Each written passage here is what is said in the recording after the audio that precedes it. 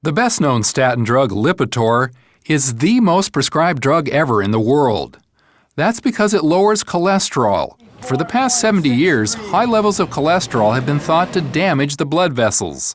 That damage appears as bad spots called plaques.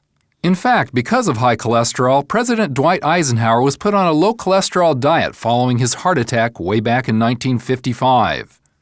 In Ike's situation, as well as the recent case of journalist Tim Russert, plaques broke open and triggered blood clots. The clots went to their hearts, blocking the blood flow. That killed Russert, but only weakened Eisenhower.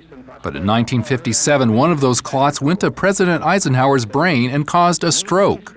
In the late 1950s, researcher Ansel Keys began looking at the link between high cholesterol and heart disease around the world. He showed in 7 countries that higher cholesterol predisposed people to heart disease. But, and I have to say a big but, when you extend that to 22 countries, the cholesterol hypothesis fell apart.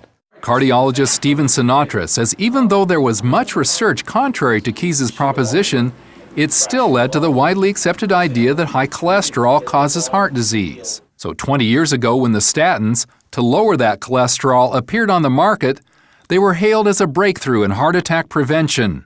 Cardiologist Arthur Agatston likes the statins and prescribes them to his patients because they've been shown to lower heart attack risk. Statins are wonderful medications. They're much safer than much of the popular press talks about, but they decrease heart attacks by about 30%. And when statins first came on the market, Sinatra also thought they were great, until some of his patients with low cholesterol began having heart attacks. I did a lot of thousands of cardiac catheterizations, took care of thousands of heart attacks, and wait a minute, I'm seeing people come in with heart attacks with cholesterols of 150.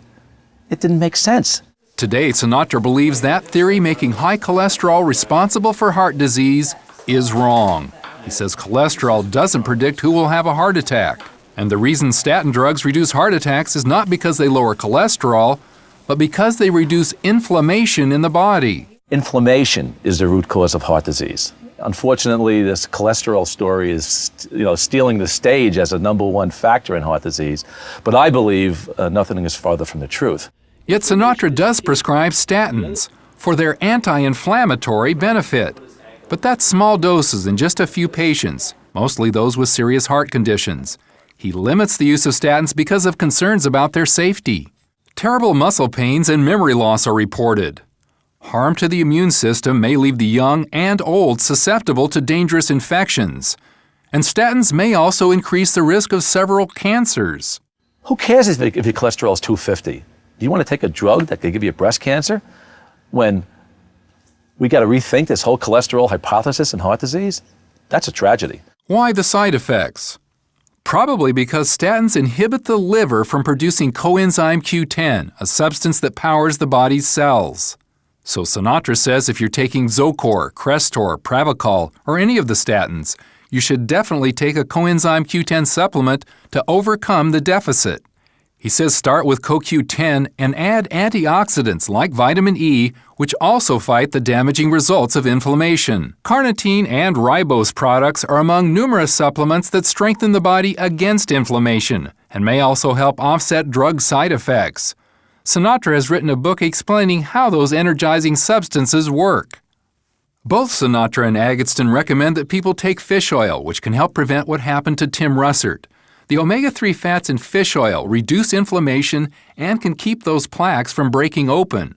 The cardiologists also agree that diet is central to fighting inflammation and heart disease. While we're overfed, we're literally undernourished. We're not getting the nutrients from the variety of fruits and vegetables and whole grains that we should be. And statins are not a substitute for a healthy lifestyle. That's why he's emphasized proper eating in his latest book, The South Beach Diet Supercharged. And Sinatra says there are many inflammation-fighting foods in the aisles of your grocery store. Ginger does the same thing aspirin does. It thins the blood. And it's also a potent anti-inflammatory. And there's one category to avoid because it's highly inflammatory. Sugar is the worst thing for causing heart disease. It's not cholesterol, Galen, it's sugar. Sugar. And I'm anti-sugar, whether it's high fructose corn syrup or regular sugar or synthetic sugars. I just don't do sugars. Sinatra believes going the natural route can actually reverse heart disease, and a heart-healthy diet could reduce the need for powerful and potentially dangerous statin drugs. Galen Tethrow, CBN News.